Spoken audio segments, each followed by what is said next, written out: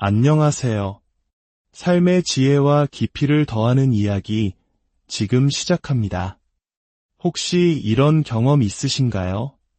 정말 좋은 뜻으로 의미 있는 일을 시작했는데 이상하게도 온갖 방해와 어려움이 파도처럼 밀려오는 경험 말입니다. 누군가를 돕기 위해 손을 내밀었을 때, 더 나은 삶을 위해 용기를 내어 첫걸음을 뗐을 때, 오히려 비난과 오해에 부딪히고 예상치 못한 장애물에 좌절하게 되는 순간들. 왜 선한 일을 하려 할수록 더 힘든 걸까요? 오늘 우리는 이 질문에 대한 깊은 통찰을 주는 한 인물의 이야기를 나누려 합니다. 지금으로부터 약 2500년 전 폐허가 된 고국의 수도를 재건하기 위해 일어섰던 한 평범한 남자 느헤미야의 이야기입니다. 그의 이야기는 단지 오래된 역사 기록이 아닙니다. 오늘날 각자의 삶의 자리에서 보이지 않는 성벽을 쌓아 올리며 고군분투하는 우리 모두에게 어떻게 역경에 맞서 굳건히 서야 하는지를 알려주는 생생한 지침서가 될 것입니다. 이 귀한 말씀을 듣기 전에 잠시 여러분의 구독과 좋아요, 클릭 한 번이 하나님의 은혜를 더 널리 전하는 통로가 될 수 있음을 기억해 주십시오. 이 메시지를 주변에 나누는 것은 어둠 속에 있는 누군가에게 빛을 선물하는 것과 같습니다. 여러분의 작은 동참이 하나님의 선한 사역을 확장하는 데 큰 힘이 됩니다. 이 채널을 통해 여러분의 삶에 늘 하나님의 평안과 축복이 가득하기를 기도합니다. 자, 그럼 이제 느헤미야의 위대한 여정을 함께 따라가 보겠습니다. 느헤미야는 당시 세계 최강대국이었던 페르시아 제국의 술관원이었습니다. 술관원은 단순히 왕에게 술을 따르는 하인이 아니었습니다. 왕의 음식에 독이 들었는지 먼저 맛보는, 왕의 생명을 책임지는 최측근 신하였죠. 즉, 그는 막강한 권력과 안정된 삶을 보장받은 세상적으로 성공한 인물이었습니다. 하지만 그의 마음 한편에는 늘 고국 유다와 폐허가 된 수도 예루살렘에 대한 그리움과 아픔이 자리하고 있었습니다. 예루살렘은 바빌로니아 제국에 의해 처참히 파괴된 후 100년이 넘는 세월 동안 성벽도 없이 방치된 상태였습니다. 성벽이 없다는 것은 외부의 침략에 무방비로 노출되어 있다는 의미이자 한때 하나님의 영광이 머물렀던 도시의 자존심이 완전히 무너졌음을 상징하는 것이었습니다. 어느 날 고국에서 온 형제들로부터 예루살렘의 참담한 소식을 전해 들은 느헤미야는 주저앉아 며칠 동안 슬피 울며 금식하고 기도했습니다. 그의 마음은 찢어지는 듯 아팠습니다. 누군가는 이 일을 해야 한다. 누군가는 무너진 성벽을 다시 세워야 한다. 그리고 그는 깨달았습니다. 그 누군가가 바로 자기 자신일 수 있다는 것을요. 그는 목숨을 걸고 아닥사스다 왕에게 나아가 예루살렘 재건을 허락해달라고 간청합니다. 왕의 허락을 받는 것은 기적과도 같은 일이었습니다. 하지만 하나님은 그의 기도를 들으셨고 왕의 마음을 움직여 허락은 물론 재건에 필요한 모든 지원까지 약속하게 하셨습니다. 그렇게 느헤미야는 수천 킬로미터의 여정 끝에 꿈에 그리던 예루살렘에 도착합니다. 그는 도착하자마자 밤에 몰래 폐허가 된 성벽을 둘러보며 처참한 현실을 눈에 담습니다. 그리고 백성들을 모아놓고 선포합니다. 우리가 당한 이 곤경을 보십시오. 예루살렘이 황폐하고 성문이 불탔으니 자, 예루살렘 성을 건축하여 다시 수치를 당하지 맙시다. 놀라운 일이 벌어졌습니다. 절망에 빠져있던 백성들의 마음에 희망의 불씨가 타오르기 시작했습니다. 제사장, 귀족, 상인, 심지어 금세공업자나 향수 제조업자 같은 건축과는 전혀 상관없어 보이는 평범한 사람들까지 모두가 한마음으로 성벽 재건에 나섰습니다. 양의 문, 어문의 문, 골짜기 문, 분문, 각자 맡은 구역에서 성벽을 쌓아 올리기 시작했습니다. 불가능해 보였던 일이 함께라는 이름 아래 현실이 되어가고 있었습니다. 바로 그때였습니다. 하나님의 위대한 일이 진척을 보이자 어김없이 반대의 세력이 고개를 들기 시작했습니다. 느헤미야 4장에는 이들의 이름이 기록되어 있습니다. 산발락과 도비야. 그들은 유다 백성이 성벽을 재건한다는 소식을 듣고는 몹시 분노하며 비웃기 시작했습니다. 그들은 많은 사람들 앞에서 유다 백성을 조롱하며 말했습니다. 이 힘도 없는 유다 사람들이 하는 일이 무엇인가? 스스로 견고하게 하려는가? 하루에 일을 마치려는가? 불탄 돌을 흙더미 속에서 다시 꺼내 쓰려는가? 이 힘도 없는 이라는 말의 히브리어 원문은 시든 꽃 혹은 잘려나간 꽃이라는 의미를 담고 있습니다. 즉, 너희는 이미 생명력을 잃은 아무 희망도 없는 존재들이라는 극심한 모욕이었죠. 옆에 있던 도비야는 한술 더 떠 거들었습니다. 그들이 건축하는 돌성벽은 여우 한 마리가 올라가도 곧 무너질 것이다. 여러분, 이것이 바로 우리가 의미 있는 일을 시작할 때 마주하는 현실입니다. 영적인 저항은 반드시 나타납니다. 어쩌면 여러분 중 누군가는 지난 몇 주, 몇 달간 바로 이런 경험을 하셨을지도 모릅니다. 오랜 고민 끝에 다시 신앙생활을 시작하기로 결심하고 교회로 향하는 길에 이상하게 배우자와 크게 다투게 되지는 않으셨나요? 굳은 결심으로 빚을 갚아나가기 시작한 순간 갑자기 차가 고장나거나 예상치 못한 지출이 생기지는 않았나요? 하나님의 부르심이라 믿고 새로운 사역이나 봉사를 시작하려 할 때 가장 가까운 사람으로부터 내가 뭘 안다고 그런 일을 해? 그건 어리석은 생각이야. 너랑은 안 맞아. 와 같은 낙담시키는 말을 듣지는 않았나요? 기억하십시오. 전지는 반대를 불러옵니다.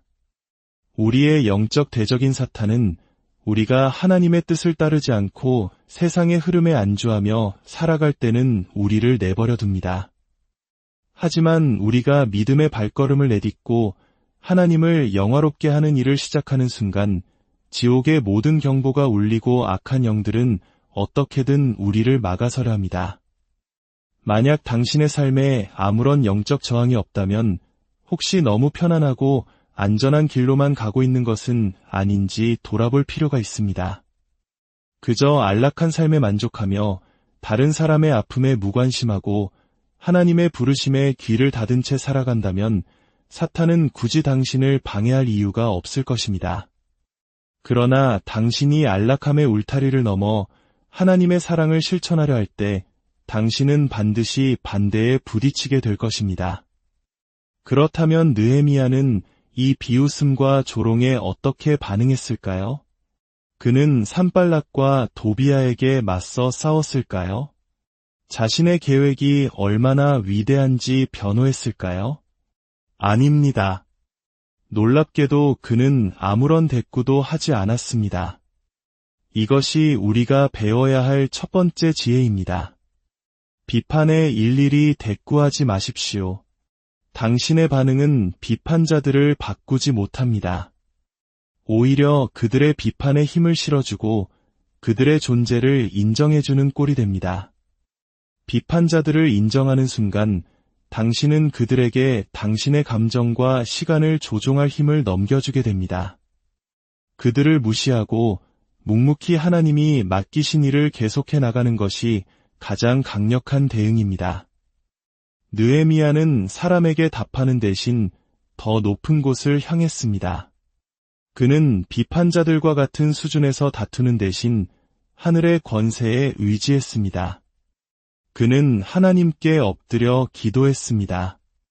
우리 하나님이여, 들으시옵소서. 우리가 업신여김을 당하나이다.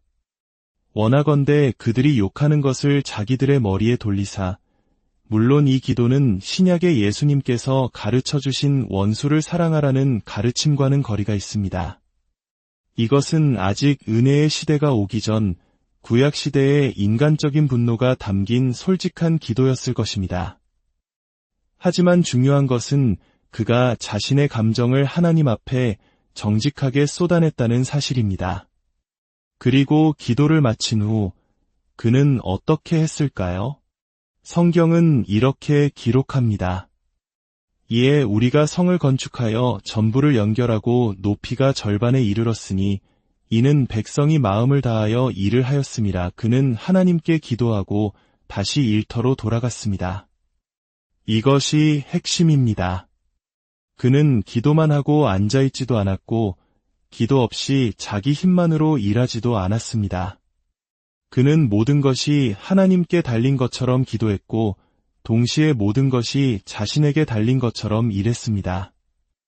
영적인 동시에 실천적이었던 것입니다. 그는 비판의 목소리가 자신의 마음에 들어올 틈을 주지 않았습니다. 그의 마음은 하나님이 주신 사명감과 뜨거운 열정으로 가득 차 있었기 때문입니다. 그러나 반대는 여기서 그치지 않았습니다.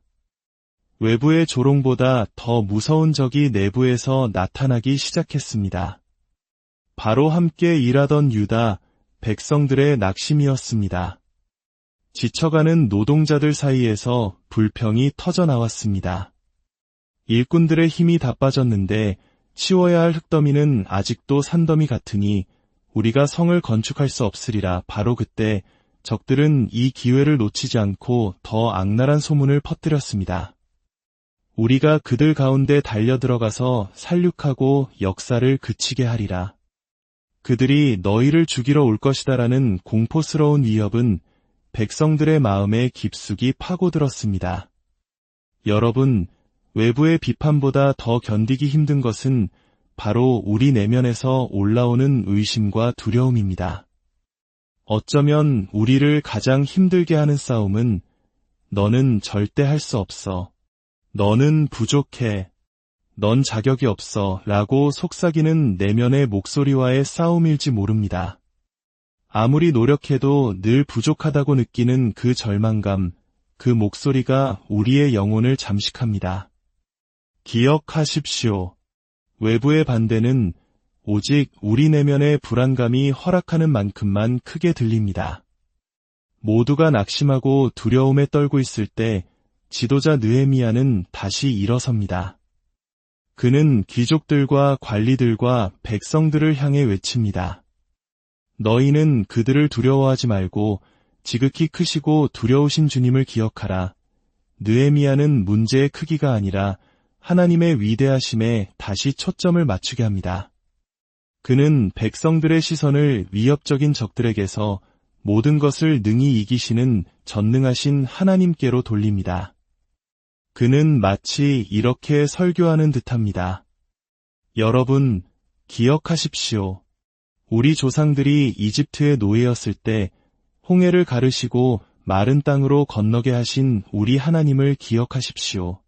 광야에서 밤에는 불기둥으로 낮에는 구름기둥으로 인도하시고 하늘에서 만나를 내려 먹이셨던 그 신실하신 하나님을 기억하십시오.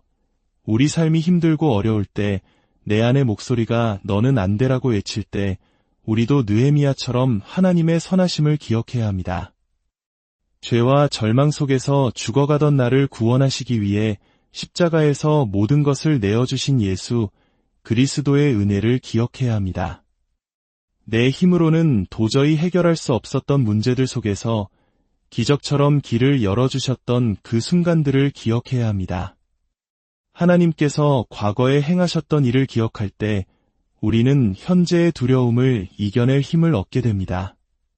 하나님께서 예전에 하셨다면 지금도 하실 수 있고 앞으로도 하실 것입니다. 느헤미야는 여기서 멈추지 않고 더 강력하게 외칩니다. 그리고 너희의 형제와 자녀와 아내와 집을 위하여 싸우라. 이것은 단순히 성벽을 쌓는 노동이 아니라 우리의 가장 소중한 것을 지키는 거룩한 전쟁임을 선포한 것입니다. 여러분에게도 이 말씀이 들리기를 바랍니다. 위대하신 하나님을 기억하고 당신의 가정을 위해 싸우십시오. 깨어진 관계의 회복을 위해 싸우십시오. 빚더미에서 벗어나기 위해 믿음으로 싸우십시오. 탕자처럼 방황하는 당신의 자녀가 주님께 돌아오기를 포기하지 말고 싸우십시오. 이 땅에 소외되고 고통받는 이들을 위해, 아직 복음을 듣지 못한 영혼들을 위해 계속해서 싸우십시오. 하나님께 순종하는 일에는 반드시 영적 전투가 따릅니다. 만약 우리가 반대에 맞설 준비가 되어 있지 않다면 우리는 아직 하나님께 쓰임받을 준비가 되지 않은 것입니다.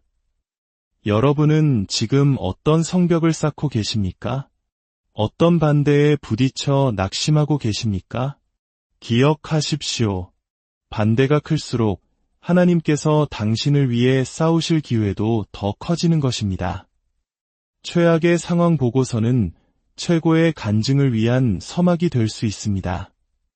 느헤미야와 이스라엘 백성들은 한 손에는 무기를 들고 다른 한 손으로는 벽돌을 쌓았습니다. 그들은 포기하지 않았습니다. 그리고 마침내 52일이라는 놀랍도록 짧은 기간 안에 예루살렘 성벽 재건이라는 위대한 역사를 완성했습니다. 선한 일을 하다가 낙심하지 마십시오. 때가 이르면 포기하지 않는 한 반드시 열매를 거둘 것입니다. 한 번에 한 장의 벽돌을 쌓듯 하루하루 믿음의 걸음을 내디드십시오. 당신 안에 계신 이가 세상에 있는 자보다 크십니다. 아버지 하나님, 오늘 이 시간 우리 각자의 삶에서 마주하고 있는 여러 가지 반대와 어려움을 주님 앞에 내려놓습니다. 내면의 의심과 두려움, 외부의 비난과 방해, 재정적인 어려움, 관계의 갈등, 자녀 문제로 인해 지쳐있는 심령들을 위로하여 주시옵소서. 우리의 시선을 문제에서 돌려 위대하고 두려우신 하나님을 바라보게 하옵소서. 과거에 우리를 도우셨던 신실하신 하나님을 기억하며 현재의 어려움을 이겨낼 새 힘과 용기를 주시옵소서. 우리가 각자의 자리에서 하나님께서 맡기신 선한 일의 성벽을 끝까지 쌓아갈 수 있도록 성령의 능력으로 붙들어 주시옵소서. 우리를 통해 하나님의 나라가 이 땅에 이루어지게 하옵소서. 아직 예수 그리스도를 개인의 구주로 영접하지 못한 분이 계시다면 지금 이 순간 마음의 문을 열고 주님을 초대하시길 바랍니다. 예수님, 저는 죄인입니다. 저의 죄를 위해 십자가에서 죽으시고 부활하신 주님을 믿습니다. 제 삶의 주인 되어주시고 저를 다스려 주옵소서. 이 고백 위에 하나님의 놀라운 구원의 은혜와 평강이 임할 것입니다. 모든 영광을 하나님께 올려드리며 우리 주 예수 그리스도의 이름으로 기도합니다.